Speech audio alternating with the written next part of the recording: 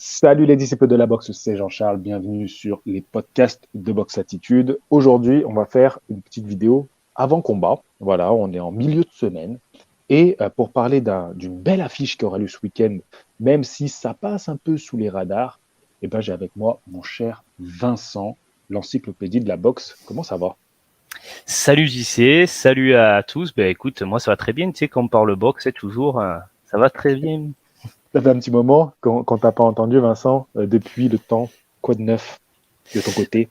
Eh ben écoute, pas plus. Je crois que la dernière vidéo sur laquelle j'ai interagi, c'était l'hommage à Eder Joffre, mais ouais, c'est vrai que depuis on s'est pas revu en vidéo effectivement, ou en Ouais, ouais, podcast. elle a bien plu cette vidéo. T'en es content du résultat final? Ouais, j'en suis content. Bon, elle a pas fait énormément de vues, mais ceci dit, je m'y attendais. Quand tu parles d'un poids coq des années 60, forcément, ça peut pas faire monter les foules. Mais oui, oui, je suis très content de la vidéo. Je te remercie d'ailleurs encore pour le montage. Écoute, si ça a permis de le faire découvrir à quelques-uns, moi, c'était mon but. Je pense que c'est pas au-delà, c'est pas trop le poids. Je pense que c'est le manque d'image. Tu sais, ça devient difficile quand les décennies passent et qu'il y a peu de matière, quoi. Après, on peut réutiliser, surtout dans cette ère où on est beaucoup sur YouTube, sur les compilations, tout ça. Et je pense que c'est peut-être ça qui fait que certains noms comme ça, ils ont du mal à vieillir. Je sais pas si tu vois ce que je veux dire. Oui, oui, c'est sûr. Bah après, bon, en plus, c'est des images en noir et blanc, donc il y a des gens déjà, ça les arrête, ça les stoppe direct. Donc après, voilà. Mais ceux qui apprécient vraiment la boxe et l'histoire de la boxe, en tout cas, je peux que vous conseiller de vous y intéresser. Ouais, non, les retours étaient Ouais. excellents. Donc déjà ça c'est important. Moi c'est ce que je regarde beaucoup. Je regarde plus trop vraiment le chiffre comme à une certaine époque où la boxe anglaise faisait des gros chiffres sur YouTube. Maintenant parce que bon on est dans l'ère aussi d'un sport nouveau qui est le MMA, enfin nouveau entre guillemets. Donc ça il faut l'accepter. La hype est plus de ce côté-là, mais je m'attarde beaucoup plus maintenant sur les retours. Et donc ce qui est assez marrant c'est que à l'époque où justement je faisais des gros chiffres tu avais des commentaires qui étaient parfois, même souvent, pas très, très constructifs. Mais aujourd'hui, on a réduit un petit peu le flux, on va dire. Mais alors, en ce moment, cette année, je trouve que les commentaires sont vraiment top et on a des retours vraiment, vraiment intéressants. Et ce genre de vidéo, les gars, quand même, ils sont contents. Ouais, ouais, puis on a des passionnés, ouais, ça se voit dans les Mm. commentaires, hein. Donc, merci à vous, les gars. Vincent, je voulais te faire parler un petit peu du retour de Loma rapidement. Je te l'ai dit, hein, on fera une vidéo, toi et moi, où on va parler particulièrement du combat Loma contre Anet. Pas que, bien sûr, je pense qu'on parlera des quatre fantastiques actuels de cette catégorie des légers. Mais juste un peu sur son retour, dis-moi un peu comment tu l'as vécu. Est-ce que tu étais content de regarder ce combat-là? Est-ce que tu as apprécié le combat? Vas-y, je te laisse parler. Alors j'ai apprécié le combat qui était exceptionnel. Ortiz, Oui. on savait que c'était un très bon boxeur. Moi, j'avais creusé vachement avant le combat et j'avais pu voir un peu ses prestations. J'avais vu qu'il allait avoir quelque chose en face, Lomachenko, mais je pensais, bon, clairement pas que ça. Je pensais qu'il allait lui poser des problèmes sur la première partie du combat, ce qui s'est passé, et je pensais qu'il allait beaucoup plus s'éteindre en seconde partie. Alors qu'en seconde partie, Ortiz, il a continué vraiment à faire son combat. Donc voilà, ça a été un combat dur. On en a beaucoup parlé, toi et moi, puisque moi aussi, dans un premier temps, à chaud, j'avais match nul et j'avais tendance à donner même un petit avantage à Ortiz. Et en l'ayant revu à froid, bon, je me suis plus aligné effectivement sur la majorité qui a vu Loma vainqueur, pas de beaucoup, mais effectivement plus précis. Donc bon, c'était un combat de retour qui était piège, c'était un combat de retour qui était dur. Mais bon, écoute, je pense qu'on aura l'occasion de beaucoup plus développer, effectivement, qu'on parlera un petit peu de la catégorie des légers. Mais c'est vrai que voilà, on voit un Loma qui est de retour, mine de rien, qui s'est tiré d'un mauvais pas et qui, bon, ben, on voit que effectivement c'est une catégorie où ça va être dur pour lui. Je pense notamment sur une question aussi très physique, quoi. Ouais, ça, je pense que tous les deux, on va avoir des arguments à opposer, même. Ça va être intéressant. Juste, je vais te faire parler d'un sujet. On a commencé un peu en off à en discuter, et puis je me suis retenu de te dire un peu, de pousser ma réflexion. Et après, on passe au combat du week-end, les gars. Mais bon, c'est Loma, et Loma, Vincent et moi, on le suit depuis des années maintenant, donc forcément, on a envie d'en parler. Tu sais, je t'ai dit, ça fait plus trop d'engouement en France, le nom de Lomachenko. J'ai fait voilà une Mm-hmm. petite, une petite vidéo sur son histoire qui a même pas fait les 10 000 vues, tu vois, elle peine à les atteindre. Et je compare justement là, tu vois, au début de podcast, je disais à cette époque où je faisais vraiment des chiffres sur YouTube, notamment avec Loma. J'avais fait, justement, pour préparer ma vidéo sur l'histoire de Loma, je suis retourné voir une vidéo qui avait très bien marché à l'époque, où je disais potentiellement des adversaires pour Loma pour le mettre en difficulté, tellement il était intouchable à l'époque. Et je me souviens que cette vidéo, d'ailleurs, elle est marrante à aller voir les noms que je donne. Ça a tellement changé maintenant. C'est normal, 3 ans après, tu vois, c'est plus du tout pareil. Mais c'était assez marrant de voir quel combat on imaginait. Et tu vois, cette vidéo avait très bien marché en quelques jours. Je crois qu'aujourd'hui, elle a 70 000 vues. Donc, et j'avais pas du tout ce nombre d'abonnés que j'ai aujourd'hui, loin de là même. Et donc, c'est marrant, tu vois, il y avait un tel engouement autour du nom. Et aujourd'hui, tu vois, c'est son retour. Il reste sur une belle année 2021. Et puis, surtout, sans parler de politique, il y a cette histoire autour de la guerre voilà, c'est dans toutes les bouches, tu vois, c'est sur tous nos écrans. Et lui, il est directement lié à cette guerre. En plus, il y a Usyk qui a fait 2 combats exceptionnels, on parle que de lui. On sait qu'il est lié très fortement à Usyk, on sait que son papa est lié fortement à Usyk. Il y a toute cette histoire autour qui rend le truc encore plus ouf. Tu vois, enfin, une fin de carrière de boxeur comme ça, avec tous ces éléments, on n'en a pas beaucoup quand même dans l'histoire de la boxe. Enfin, il y a de la matière. Et malgré ça, et en plus, il nous a donné un très beau combat retour. C'est pas comme si, tu vois, c'était un combat merdique. On a eu un beau combat de boxe. Et malgré ça, l'engouement est pas ouf en France. Qu'est-ce que t'en penses, toi, de ça? Ouais, mais après moi, comme je te disais, je pense qu'il y a beaucoup sur la catégorie. Moi, quand je parle, comme je te disais, avec des gens qui ne suivent pas régulièrement la boxe, qui sont pas passionnés, qui suivent occasionnellement, bon, les poids moyens, c'est vraiment leur limite quoi en termes de redescente. Hein. C'est vraiment entre les moyens et les lourds. Et c'est vrai que dès que tu parles un petit peu des petites catégories, il y en a beaucoup qui te disent bien sûr à tort, oui, non, mais c'est des petits mecs, ça tape pas. Voilà, alors à chaque fois je leur dis bon, ben tu vas taper Naoya Inoue sur YouTube et tu vas voir si ça tape pas quoi. Mais c'est un petit peu ça, je pense aussi. Je pense qu'aussi, tu sais, on s'en rend pas forcément compte nous qui sommes passionnés, mais on adore voir la boxe de Lomachenko ou de Usyk, mais un mec qui n'est pas passionné, moi je sais qu'il y en a beaucoup, ils te disent, moi ça me fait pas vibrer quoi cette boxe, c'est pas. Donc je pense qu'il y a de ça aussi. Je pense qu'aussi la boxe est liée aux États-Unis, même si nous on est en France, on aime bien les athlètes européens, mais pour beaucoup de gens, si tu veux, l'image de la boxe, ben, c'est les Afro-Américains, c'est les Latino-Américains. Et que ce soit Loma ou Usyk qui rentre pas trop dans ces cases-là aussi, je pense. Ouais, ouais, je peux l'entendre, je peux l'entendre. Même si je te contre-argumenterais en me disant que, ben, à l'époque, justement, je faisais plus que mon nombre d'abonnés en vue en faisant un sujet sur Loma, alors que, voilà, même qualitativement, j'étais pas au niveau de ce que je fais aujourd'hui.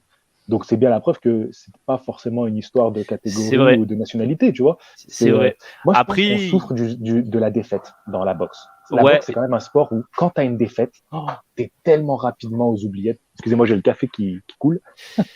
non mais on est d'accord parce que d'ailleurs, ben, c'est vrai qu'on en a un petit peu parlé, que je t'ai dit, c'est vrai que j'ai pas pensé à le redire là, mais c'est vrai que depuis qu'il a plus ses titres, Loma, Ouais, l'engouement n'y est plus. C'est vrai que effectivement, dès que tu as le facteur défaite, t'es vite ramené aux oubliettes. Je suis d'accord. Hein. ouais, ouais. Bon, en parlant de facteur défaite, là, on a un combat d'invaincus. C'était 2 invaincus qui s'affrontent. Et là, moi, alors, déjà, est-ce que tu es excité, Vincent, par cette affiche? Ouais. Ah oui, oui, complètement. C'est une des affiches que j'attends avec impatience. Je suis vraiment, ouais, ouais. Donc, on est chez les mi-lourds. Le champion du monde, Dimitri Bivol, va défendre sa ceinture contre un boxeur. J'allais dire un jeune boxeur, mais en vrai, ils ont le même âge. Hein. Oui, Gilberto oui. Ramirez. C'est son Ah oui. challenger. Et quel challenger! On est là, on est face à un problème de taille. C'est le cas de le dire. Il est impressionnant, Gilberto Ramirez. Hein. Son nom, c'est Zuro. Non, Son surnom, c'est Zourdo, ouais. Effectivement, Zourdo Zurdo. Ramirez, ouais. Zurdo.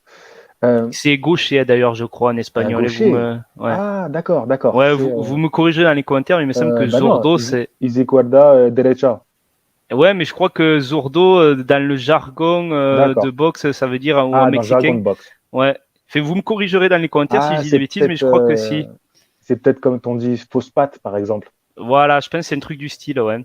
Attends, on va Parce que je me vérifier, souviens parce que de maintenant... Vicente Saldibar, qu'on surnommait El Zurdo del Oro. D'accord. Donc je crois que. Zordo, ouais, c'est ça, c'est gaucher. T'as tout Voilà, à ouais. fait raison. T'as tout à fait raison. Et ce qui est logique vu qu'il est gaucher. Voilà, C'est pas un exactement. surnom exceptionnel, mais Mais ça ça sonne claque. bien. Ouais, ça claque, ouais. Zurdo Ramirez. Donc, à part le fait qu'il soit gaucher, comme on a déjà fait des petites allusions à son physique, quel physique impressionnant. Ouais, un peu trop impressionnant pour la catégorie, peut-être. Ouais, justement, c'est ce que je me disais. Alors bon, on est aussi face à Dimitri Bivol qui est pas un mi-lourd très impressionnant. Ouais. Alors après, ce qu'il faut dire pour Ramirez quand même, ça va être, je pense, un des points clés de notre analyse, c'est que son dernier combat, je sais pas si t'as vu, ça a fait beaucoup parler. Après réhydratation, à combien il est arrivé sur le ring en fait J'en ai contre entendu Dominique parler. Gauzel. Il est Ouais, arrivé, il faisait quasiment 93 kilos. d'accord, d'accord. Ok. Et on a Donc vu c'était pas forcément une super condition physique en fait. Il a là, tu es en train réussi de à me tordre dire le combat. qu'il a Ouais, pris 14 kilos entre la pesée sensible. ouais, Ouais, on va c'est dire ça. 13 parce que c'est 79 et quelques. Oui, je crois qu'il a 92 et quelques, donc tu vois, on va dire oui, qu'il a 13 kilos de plus, ouais. Un peu plus de 24 heures, ouais, ce qui est absolument énorme. Ouais, c'est vrai que. Et quand on sait que Bivol en face, c'est un mec qui reprend pas tant que ça. Non, je pense pas. Bivol, il doit faire quoi, 83 kilos, non? Ouais, à peine. Moi, je pense que ouais, il est dans ces eaux-là. Il doit juste faire un petit cutting. Il est vraiment à son poids de forme. Même quand tu regardes, tu sais, j'analyse beaucoup parce que bon, alors, faut que je dise un petit mot sur le Bivol parce que je bois du petit lait avec Bivol parce que tu sais, Vincent, quand t'aimes un boxeur et que t'en parles, surtout moi, tu vois, je m'expose publiquement. Donc, c'est moi, quand j'aime un boxeur, que j'en parle et s'il se fait éclater, bon, bah, c'est un peu la honte pour moi, mais c'est comme ça fait partie du sport C'est quand le t'es jeu, ouais. supporter. Voilà, c'est exactement, c'est le jeu. Par exemple, quand Mikey Garcia, c'est un boxeur que j'aime beaucoup. Et quand il a affronté Errol Spence, bon, c'est derrière, voilà. Alors, ça vaut expliquer que oui, c'est la différence catégorie et tout, mais bon, pour les gens, bah, ton chouchou, il a rien proposé, tu vois. Donc, c'est vrai que c'est un peu dur. Et quand Bivol, il fait sa prestation contre Canelo, oh là là, mais comme j'étais content. Alors, c'était pas un plaisir de voir tomber Canelo dans ces conditions-là, hein, c'est pas ça. Mais c'est de voir ton boxeur que t'aimes, surtout avec sa boxe, briller comme ça. Donc, je me suis régalé. Donc, c'est comme ça. Et puis là, c'est le combat après Canelo. Donc là, il y a plus de monde qui va le suivre. C'est aussi pour ça que je suis content pour lui. Mais attention, parce que ce combat-là, il peut le perdre, hein. Ouais, et tout à fait. Et moi, c'est justement, j'en profite pour dire que tu vois, Bivol, moi, c'est pas forcément, enfin, c'est un boxeur que j'aimais bien, mais sans plus, tu vois. Et c'est vrai que cette année, moi, il me régale, Bivol. Il me régale parce que bon, déjà, prend Canelo, la superstar de la boxe, il le bat d'une façon qui est exceptionnelle, quoi. Il se laisse jamais intimider. Et franchement, il lui donne, moi, enfin, je dis les termes, il lui donne une leçon de boxe, je trouve. Et derrière ça, et le mec, tu vois, on parlait de Joshua Buatsi, qui était déjà un bon challenge, mais le gars, non, Zordo Ramirez. Je sais pas si les gens se rendent compte, mais il prend celui qui est devenu le troisième homme de cette division depuis que Beterbiev a battu Joe Smith. Zordo Ramirez qui est invaincu, qui est un gros challenge, mais le gars fait Canelo et Zordo dans la même année. Donc moi, je trouve que ça, c'est vraiment, tu vois, ce que j'apprécie, c'est que c'est un peu ça contrebalance avec ces boxeurs américains qui commencent un petit peu à nous gonfler parce qu'ils parlent beaucoup, beaucoup sur les réseaux. Mais derrière, il y a rien. Bivol, tu l'entends jamais, il est hyper discret par contre. Tu vois les faits. Canelo et Zordo dans la même année. Ouais, puis je regarde beaucoup de vidéos de Bivol en ce moment. Vincent, n'hésite pas, si jamais vous avez besoin, les gars, de tousser ou quoi que ce soit, mes invités, des fois, De ils hésitent. désactiver le Coupez, micro. ouais, coupez le micro, buvez un coup, voilà, récupérez, parce que faut pas vous étouffer non plus. C'était Abdel la dernière fois aussi, tu vois, il est en train un peu plus, je dis, mais coupe ton micro, voilà, récupère, reprends ton souffle, c'est la minute de repos. Bon. Du coup, ouais. Alors moi, Bivol, comme je t'ai dit, je l'apprécie depuis longtemps et en ce moment, je me régale à regarder des vidéos d'entraînement de lui parce que donc j'invite tous les pratiquants de sport à faire ça parce que déjà au niveau des exercices qu'il fait, c'est super intéressant et il y en a beaucoup sur YouTube, donc ça c'est cool. Et en plus, donc là, il a une combinaison qui répète en shadow. Donc j'ai essayé aussi un peu de l'intégrer. J'y pense même chez moi, des fois, je pense à la combinaison de Bivol. C'est vrai, mais je suis un peu, un peu taré sur les bords, moi. Mais bref. Et tout ça pour dire que ils ont fait un super documentaire Matchroom, je crois, qui est sorti là il y a quelques jours. Et je sais pas si tu l'as vu, mais il est marrant aussi, Bivol. Il a de la répartie, tu vois, Hmm. il est Oui, cool, tu vois, oui. c'est une bonne personnalité. Ah oui, non, il a un côté, il a un gros capital sympathie, Dimitri Bivol, ouais, quand tu le vois, effectivement. Et par contre, c'est ça que j'aime bien, il a un côté Dr. Jekyll, Mr. Hyde, c'est quand tu le vois, tu sais, dans les face-à-face, notamment le premier face-à-face qu'ils avaient fait avec Zurdo, tu vois, le regard qu'il a, déjà, ça m'avait beaucoup marqué. Il y en avait beaucoup qui l'avaient noté quand il avait fait le face-à-face déjà avec Canelo, je sais pas si il a le visage qui est vachement durci, Bivol. Quand Ouais. il plie seul un peu et même Canelo, tu avais l'impression qu'il était presque un petit peu intimidé quoi dans le face-à-face face à lui. Et à côté de ça, c'est vrai que ça a l'air d'un mec qui effectivement paraît abordable en tout cas, ouais. Ouais, ouais, ouais. Non, non, franchement, ce documentaire, alors voilà, je vous invite vraiment à le regarder. Il est super bien monté et il se laisse regarder, même si vous n'êtes pas des cracks en anglais, tout comme moi d'ailleurs. Ça se regarde sans souci, hein. Et tu captes assez facilement les échanges, tout ça. Ramirez aussi, on va parler un peu de lui maintenant, parce que je pense que bah, forcément, c'est le moins connu, parce que Bivol, il a eu une exposition. Ça me fait penser un peu à Usyk. Tu vois, d'un seul coup, l'exposition a explosé. On se dit, ah ouais, d'accord, en fait, il est si bon techniquement, il peut rivaliser avec les meilleurs, et c'est un mec sympa. Tu vois, ça me fait penser un petit peu à Usyk, à moindre mesure, parce qu'on est chez les mi-lourds, c'est quand même moins connu, mais il a quand même battu la star du moment, Canelo. Et Ramirez, donc on va le présenter un peu plus. Parle-nous-en un peu de ce boxeur-là. Tu le suis depuis longtemps. Qu'est-ce que t'aimes chez lui? Vas-y, je te laisse, Vincent.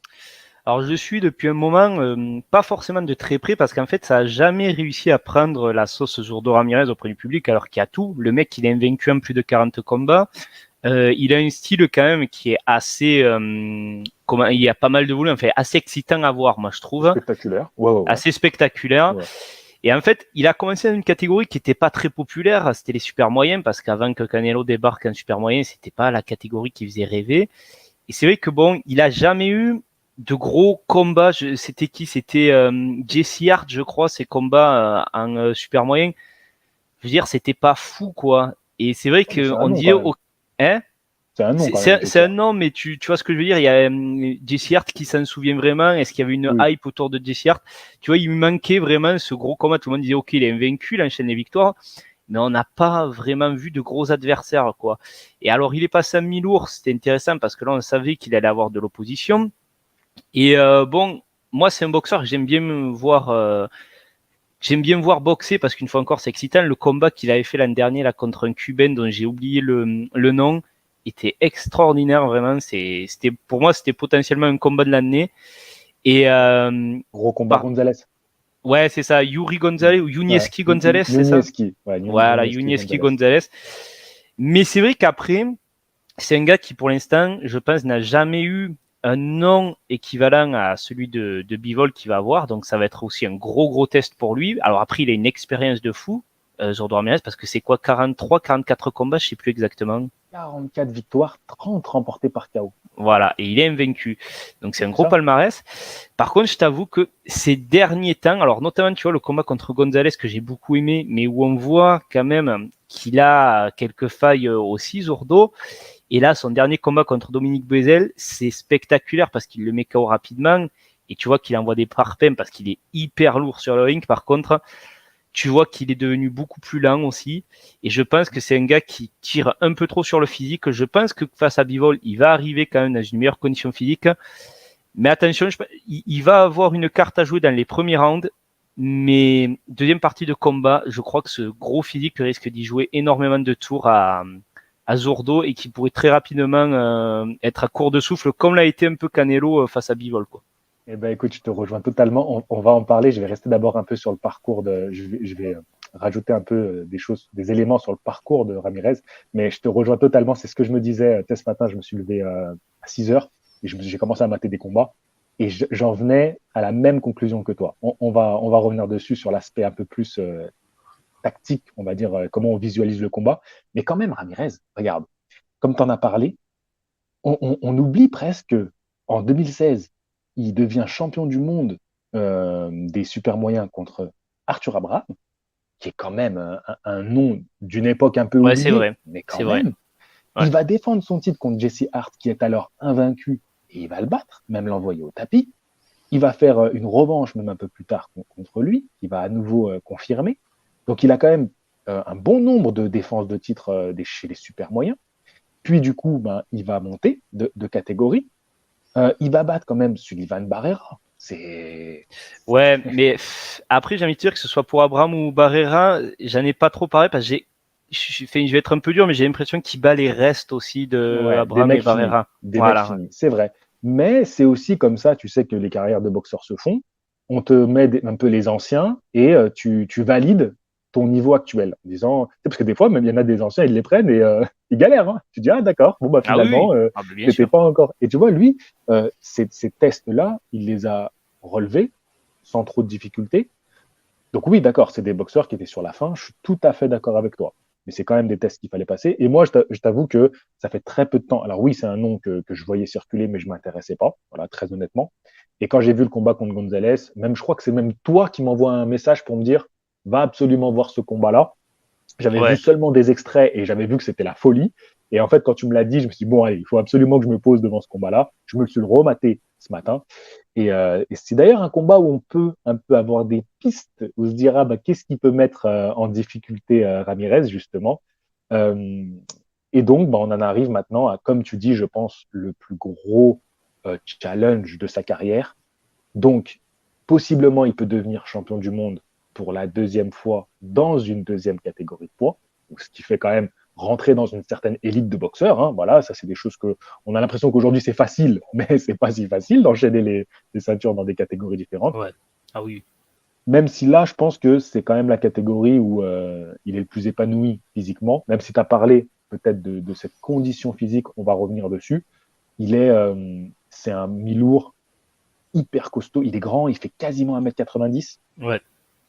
Il a 1m91 d'allonge. Et face à lui, on va avoir un boxeur qui fait 1m83 pour 1m83 d'allonge. Donc, ça va être un problème. Est-ce que tu penses que Bivol, on a vu les armes contre Canelo, on a vu sa boxe. Okay, je pense que tout le monde l'a vu. Ceux qui ne l'ont pas vu, le combat va être disponible sur YouTube là d'ici quelques heures, au moment où on enregistre avec Vincent. Donc, je pense que quand vous verrez la vidéo, il sera disponible sur YouTube. Donc, n'hésitez pas à aller voir ce combat-là qui est très intéressant pour analyser la boxe de Bivol. Mais est-ce que cette boxe de Bivol, qu'est-ce que ça peut donner contre un gabarit comme Ramirez? Bah, je pense que Bivol, dans les premiers rounds, je pense que ça va être Zurdo qui va jouer vraiment sa chance, qui va être agressif. Bivol sera plus en train d'être très mobile. Il va peut-être avoir plus de mal à trouver sa distance parce que Bivol, c'est quand même un génie pour gérer la distance sur le ring. Donc il aura peut-être un peu plus de mal au début à trouver sa distance avec son jab, mais il est tellement intelligent, il est tellement concentré, Bivol, que je pense qu'il va vite trouver le moyen de rentrer, sortir. Il y a un combat, alors c'est différent parce que c'est pas les mêmes segments, mais Jean-Pascal, qui est un gros poids mi-lourd, pas forcément hyper grand, avec des longs segments comme Zordo, mais c'est un gars qui se réhydratait à 90 kilos aussi, de voir comment un petit peu il le boxe aussi Bivol de rentrer, de sortir. Je pense que là, il va avoir un peu plus de mal à trouver sa distance, notamment dans les premiers rounds, parce que je pense que dans les premiers rounds, Zordo, il va pas vraiment lui laisser le temps de s'ajuster. Mais petit à petit, je pense qu'en fait, il va jouer un petit peu sur la deuxième partie du combat Bivol. Enfin, deuxième partie, je pense qu'à partir du quatrième, cinquième round, il va commencer vraiment à se mettre en marche. Et je pense que Zordo, il va commencer à être un petit peu dépassé parce qu'il a quand même des ouvertures, il a des longs segments. En fait, c'est le paradoxe, c'est que tu as des longs segments, ça te permet de pouvoir garder une certaine distance avec ton adversaire. Mais par contre, dès que l'adversaire arrive à rentrer dans ta zone, ça laisse beaucoup de failles. Et Bivol, on sait que ça arrive les coups par des combinaisons très rapides de plusieurs coups. Et je pense que c'est là où ça va pêcher pour Ramirez. Et je pense que plus le combat va avancer, plus en fait, tu vas voir un Bivol qui va écraser, qui va surclasser Ramirez sur le volume de coups. Il va le prendre de vitesse. Et je pense que c'est là que vont arriver les gros problèmes pour Zurdo. Ouais, je te rejoins bien dans ton analyse. Zurdo, il a une boxe, c'est un mot que j'utilise beaucoup en ce moment, c'est généreux. Il a un gros volume de coups, malgré ce que laisse paraître son palmarès, c'est pas le puncher pur. Tu vois, c'est Oui, quelqu'un qui a un gros physique et qui fait mal, en fait, qui use les adversaires avec, tu vois, il use de son poids, il te met des enchaînements qui sont longs, tu vois, et donc, quand tu es acculé de coups comme ça, au bout d'un moment, l'usure fait que, en fait, il te brise au fil des rounds comme ça qui avancent. C'est un vrai rouleau compresseur. Et cette allonge, il s'en sert pas vraiment pour garder son adversaire à distance, mais plus pour te déborder. Tu vois, tu as un mec qui est très grand qui t'arrive dessus et qui va t'envoyer. Il a un gros travail au corps aussi. Et ça, quand ouais, tu es grand et que tu travailles bien au corps, en avançant, c'est terrible. Parce que tu as un grand bras qui vient passer derrière ton coude et tu n'as pas le temps de l'anticiper, ça. C'est terrible quand un grand travaille bien comme ça au corps. Et ça aussi, ça te sape au fil des rounds, ce travail au corps. Mais on a face à lui un boxeur qui a un jeu de jambes exceptionnel, exceptionnel, tu vois, et qui a un jeu de jambes qui lui sert aussi pour attaquer. Tu vois, c'est ouais. vraiment, il a une boxe comme ça, c'est vraiment une école de boxe où tu es bien sur les jambes, tout le temps comme ça. Il y a un peu un rebond, tu vois, un rebond qui te permet de t'élancer vers l'avant et vers l'arrière. C'est, comme je vous dis, en ce moment, j'ai les enchaînements là, je les ai dans la tête, et chez moi, je suis là dans ma cuisine à faire mes petits déplacements à la bivole.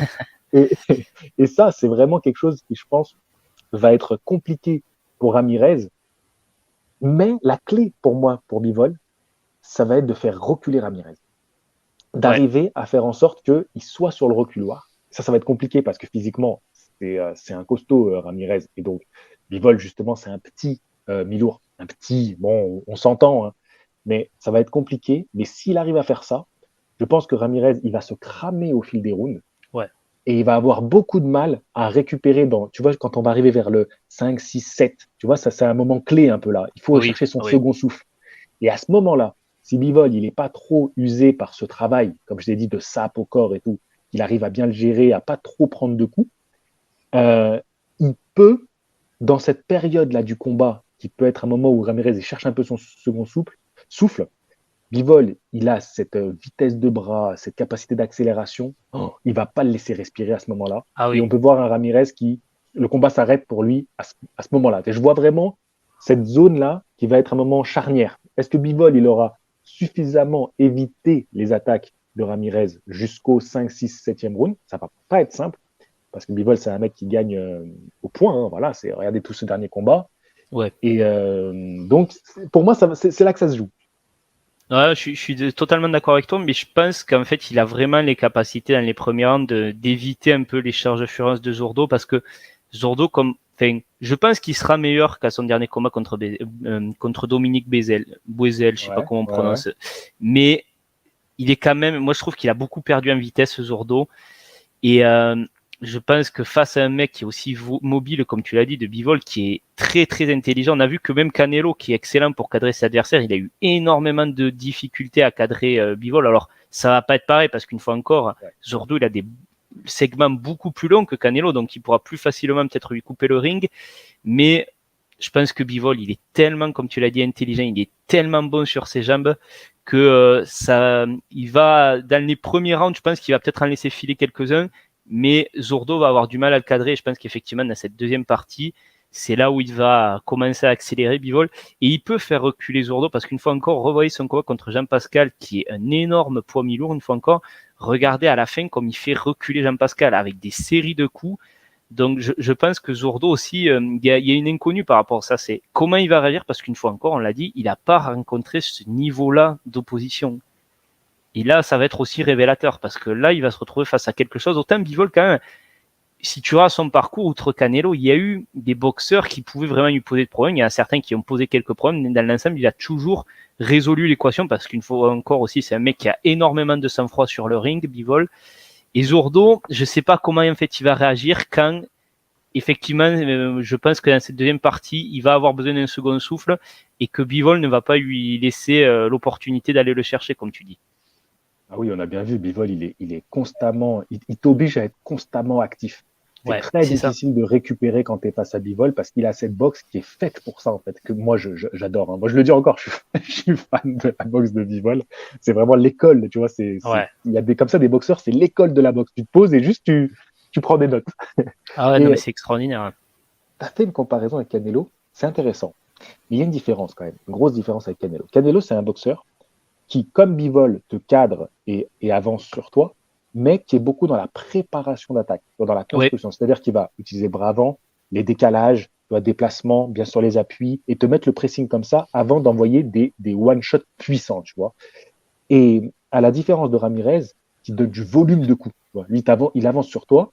Il n'y a pas tellement de mouvements de tête, de gestes défensifs, mais c'est des coups, en fait. C'est des mouvements de coups. Tu vois, rien à voir. Donc, il y a quand même une grosse différence quand même au niveau du style entre ces deux boxeurs. Donc, c'est pour ça que j'ai un peu du mal à me dire, par rapport au combat de Canelo, comment je vois le combat de Ramirez, tu vois. Et donc, je pense quand même que Ramirez va plus toucher Bivol. Alors, ça sera beaucoup dans les gants, dans le vent et tout. Ouais. Mais, et les coups de Ramirez, quand Bivol va les prendre, moi, je pense qu'on va avoir des sueurs froides pendant 4-5 rounds. Là.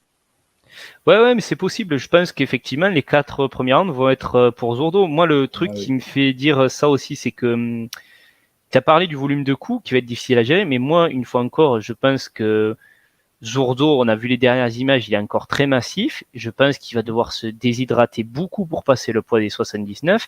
S'il arrive le lendemain que d'entrée de jeu, il met les watts avec un gros volume de coups, moi je pense qu'il va être vite cramé, Zurdo, surtout face à Bivol, face au rythme que va mettre Bivol. Et c'est là où on en revient toujours au même point. Moi, je sais pas comment Zurdo il va arriver à gérer la deuxième partie. Parce que je vois pas Zurdo arriver à plier le match en fait dans les premiers rounds. Il va faire mal à Bivol, mais pour vraiment plier Bivol dans les premiers rounds, ça va être dur quand même. J'ai une autre question pour toi, qui a plus ou moins répondu là dans l'analyse que tu as faite. En sachant que ce que tu as dit, physiquement, on l'a vu un peu diminuer au dernier combat, c'est-à-dire un peu moins rapide, un peu peut-être un peu trop lourd. Ouais.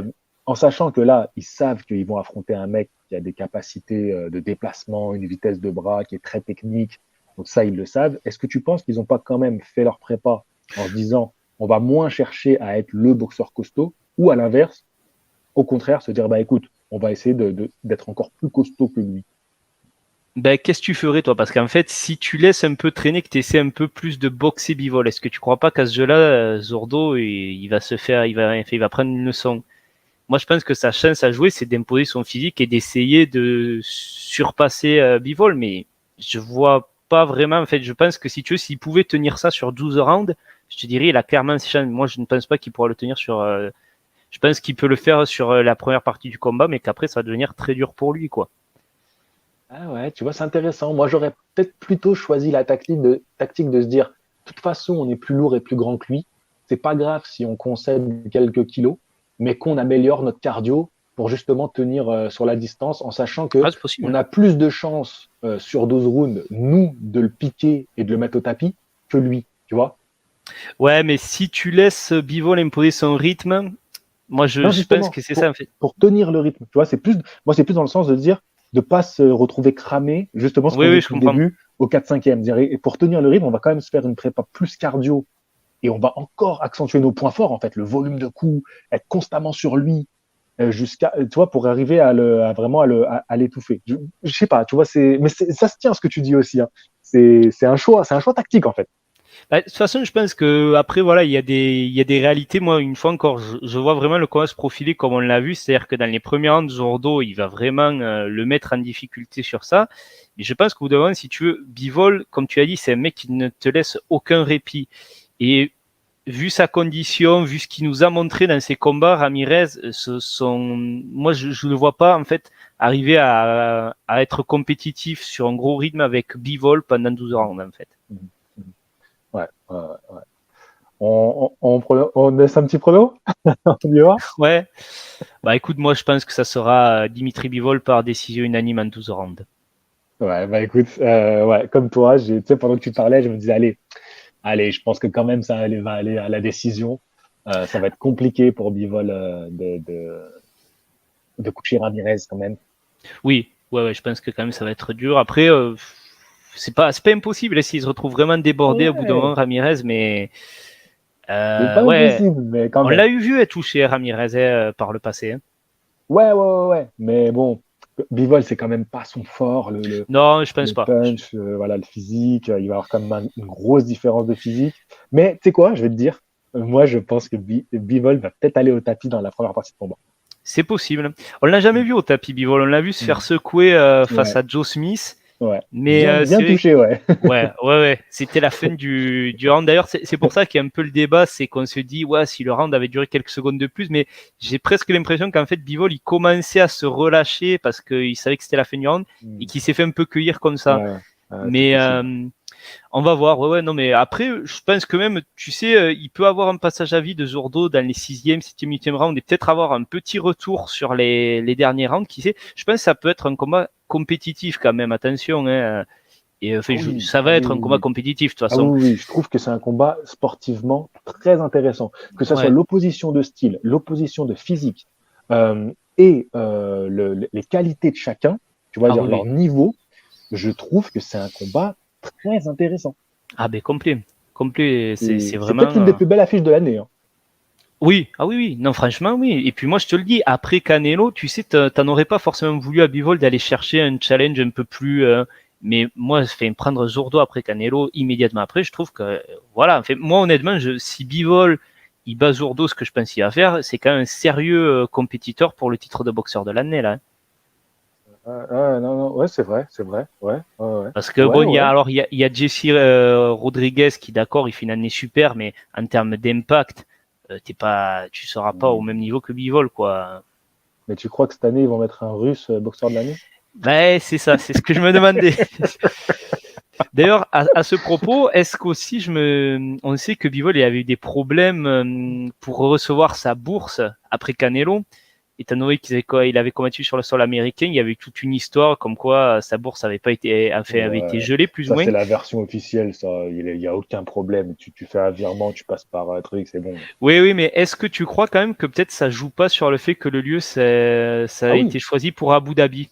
Oui, clairement. Tu vois que les pays Abu Dhabi, Dubaï, c'est toujours quand, allez, c'est un peu compliqué, on va chercher un peu un terrain neutre, un terrain où on regarde pas trop, et hop, comme par hasard, les affiches se font là-bas. Donc oui, c'est évident. Ah oui. Ça a aussi à voir, parce que Zurdo, il a toujours combattu aux États-Unis, non? Je pense. Ouais, je pense qu'il a fait toute sa carrière aux États-Unis. Donc, on va voir peut-être si ça peut. Oui, ou au Mexique, ouais. Mais non, Bivol, franchement, il est en train de faire une année extraordinaire, donc il faut qu'il passe Zurdo. Mais s'il le passe, moi, je pense qu'effectivement, on tient le boxeur de l'année. Alors après, est-ce que la politique s'en mêlera? Ça, comme tu as dit, c'est une autre question. Mais franchement, ça sera quand même mérité. Ah oui, complètement. Ouais, mérité. Je regardais juste Zurdo, il a boxé quand même de 2009 à 2013 au Mexique. Donc c'est vraiment un peu à la Canelo, un mec qui a fait ses armes au pays avant de passer aux États-Unis. Et rapidement, il a rapidement combattu pour des titres. Je parle des titres américains, intercontinentaux, mais rapidement, il a commencé à boxer pour des titres, donc pour se classer dans les rankings, comme on dit. Et après, tout de suite, il a eu des opportunités mondiales. Donc voilà. Non, c'est un parcours quand même très impressionnant. Et oui, ça va être son premier combat hors un peu du sol, du sol américain, on va dire. Voilà, exactement. Du continent américain. Je pense pas que ça va trop jouer. Non, je pense que surtout là-bas, ils ont quand même un accueil pour les sportifs qui fait que les deux sont à l'aise, tu vois. Ouais, oui, non, puis bon, c'est quand même un pro, Zurdo Ramirez. Et puis bon, c'est la chance, ça peut jouer. Après, c'est la chance de sa vie aussi, là. Zurdo, il a conscience que tous les yeux du Mexique sont sur lui, quelque part. Hein. S'il le bat, quelque part, là, il dame le pion à Canelo, quoi, dans le cœur des Mexicains. Bah tiens, parfait, j'allais conclure, mais justement, j'avais une dernière question pour toi.